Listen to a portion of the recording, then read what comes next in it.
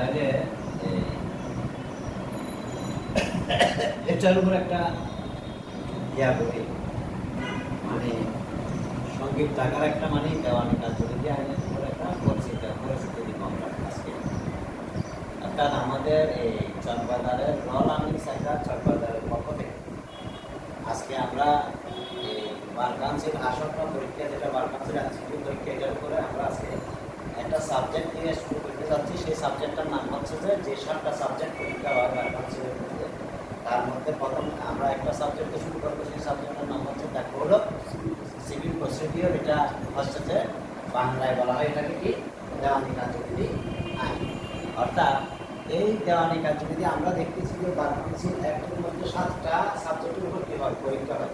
তার মধ্যে এটা একটা সাবজেক্ট, এবং এই সাবজেক্টের মধ্যে নাম্বার থাকে কত, 20 মার্ক।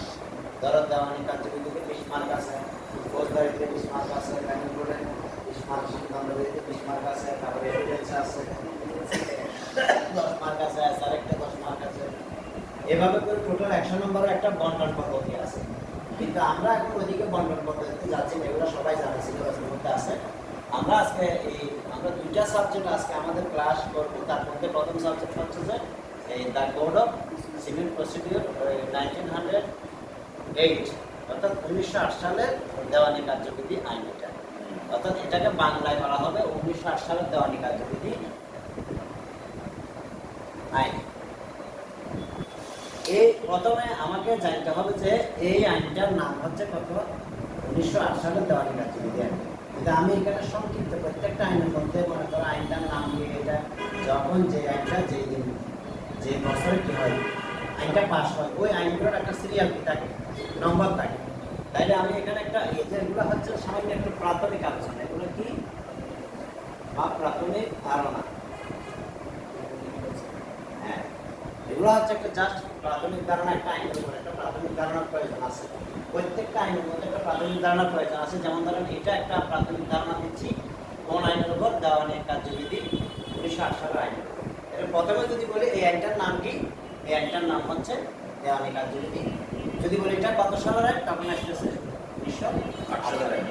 প্রথমে হচ্ছে এই আইনটার নাম কি, ইংরেজিতে যদি বলি the code of civil procedure.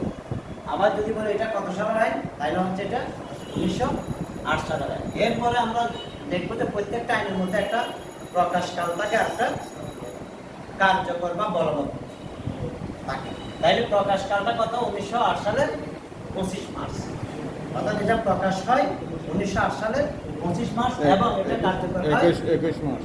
21 March আর কি, 21 মার্চ। হ্যাঁ, এরপরে কার্যকর হয় 1909 সালের 1 জানুয়ারি। তাইলে আমরা এই প্রথমত আমরা দেখেন, আমরা যদি হিসাব করি যে এখানে কয়টা এমসিকিউ, যদিও বা এগুলো এখন খুব কম আসে, আগে বেশি আসতো। মানে কোন একটা আইনের নাম, এটা কত সালের আইন, এরপরে এটার প্রকাশকাল কখন, এটা কার্যকর কখন, এটাতে কতটা, এগুলা। তারপরে যেমন এগুলো আমরা একটু করে প্রাথমিক ধারণা নিয়ে নিচ্ছি। তাহলে এরপর আসতেছে যে এই আইনের মধ্যে 2 ধরনের আইন আছে। একটা হচ্ছে কি আইন, ওই যে আমি এখানে একটা লিখছি দেখেন, আইনের ধরন, অর্থাৎ এই পদ্ধতিগত আইন, মূল আইন। তাহলে এটা কোন ধরনের আইন আমাকে দেখতে হচ্ছে, যেটা কোন ধরনের আইন, এটা হচ্ছে পদ্ধতিগত আইন। আমরা পদ্ধতিগত আইন নিয়ে আমরা একটা আলোচনা করবো। তবে এটা হচ্ছে পদ্ধতিগত আইন। এই যেখানে লেখা আছে এটা ইংরেজিতে বলা হয় কি, প্রসিডিউরাল ল অথবা অ্যাডজেক্টিভ ল। প্রসিডিউরাল ল অথবা আপনারা মনে করেন যদি প্রসিডিউরাল ল লিখতে পারেন, প্রসিডিউরাল ল বা অ্যাডজেক্টিভ ল।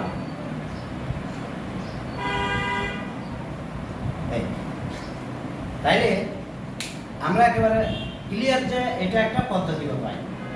তবে ভিতরে কিছু কথা আছে, যখন আমরা সেকশন নিয়ে বিধি নিয়ে কথা বলতে যাবো, তখন কিন্তু এটার মধ্যে মূল আইন আছে, পদ্ধতিগত। কিন্তু সচরাচর এমসিকিউতে এটা হবে যে কি, পদ্ধতিগত। এরপরে ধারার সংখ্যা, এই আইনটাতে কতটা ধারা আছে, 158টি ধারা আছে। এই আইনটাতে কয়টা ধারা আছে, 100। এবার আমরা এই জিনিসটা মনে করো বইয়ের মতো নাও দেখতে পারে, কারণ হচ্ছে যে এখানে কতটা এই পর্যন্ত কতটা ধারা কি করা হয়েছে, অপ্রয়োজনে এটা লিখবো। আমি লিখছি এই যে তফসিল, আদেশ হচ্ছে যে এই তফসিলের ভিতরে আদেশ আমি দেখাবো, ওইদিকে আছে ওই যে তফসিলের সংখ্যা, এটার ভিতরে আদেশ আছে।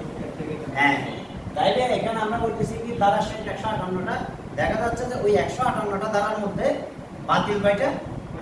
কারণ বিভিন্ন সময়ে বিভিন্ন বছরে যারা অ্যামিকাস কিউরি, যারা আইন প্রণেতা থাকেন, তারা চিন্তা করছে যে যেসব ধারাগুলো আসলে দরকার নাই, একেবারে নিষ্প্রয়োজন, দীর্ঘদিন ধরে সেগুলো ব্যবহার হচ্ছে না, ওরা ওইটা ওদের মতো করে ওরা কি করে দিচ্ছে, বাতিল করেছে। তাও কিন্তু একটা নাম্বার দিয়ে সাত দিয়ে করছে, আমি এগুলো দিই নাই, সাতগুলো দিই নাই এখানে। হ্যাঁ, এখানে দেখেন তাহলে বাতিল ধারার সংখ্যা কয়টা? 22টি, এবং তফসিল হচ্ছে 5টি। অর্থাৎ যেমন এই আইনটাতে 5টা কি আছে, তফসিল আছে। যেরকম মনে করেন আমাদের সংবিধানের মতো তফসিল আছে 7টা, এখানেও কিন্তু 5টা কি দিছে, 5টা তফসিল দিছে। এবার প্রত্যেকটা আইনে যে বললাম, যখন যে বছর যে আইনটা পাস করা হয়, ওই আইনটা কত নম্বর আইন হিসেবে পাস হয়েছে এরকম একটা নম্বর পাবো। এই নম্বরটা হচ্ছে যেমন এটা এই যে দেওয়ানি কার্যবিধি আইন কত নম্বর আইন? 5 নম্বর। এরপর আমরা লিখলাম যে ধরেন যেহেতু এখানে ধারা এবং কি আছে, দেওয়ানি কার্যবিধিতে কি কি আছে, যেমন ধরো ধারা আছে প্লাস আদেশ, এই দুইটা জিনিস আছে না। এখানে ধারার ভিতরে কি আছে, উপধারা আছে, এগুলো আমি আলোচনায় যাচ্ছি না। আর আদেশের ভিতরে কি আছে, বিধি আছে, ওগুলো আমরা যাচ্ছি না। আবার আদেশের সাথে কতগুলো পরিশিষ্ট আছে, মানে পরিশিষ্ট বলতে শ্বাস বলা হয়, এগুলা শ্বাস মানে এই যে এখানে আমরা পড়বো 8টি পরিশিষ্ট, যখন একটু করে দেখা দিই তখন তাহলে এই আদেশের সাথে পরিশিষ্ট আছে কয়টা, এখানে একটু করে যোগ দিতে পারি আমরা 8টি পরিশিষ্ট। তাহলে এই যে এই আইনটার মধ্যে দেখা যাচ্ছে যে কতগুলো ধারা আছে আর কতগুলো আদেশ আছে আর কতগুলো পরিশিষ্ট আছে। পরিশিষ্টগুলো আসলে আদেশের সাথেই আছে, এগুলো চান্স, বিভিন্ন পিটিশনের চান্স আছে, বিভিন্ন পিটিশনের ধরন ফর্ম এগুলো। আচ্ছা, এখন আমরা যাই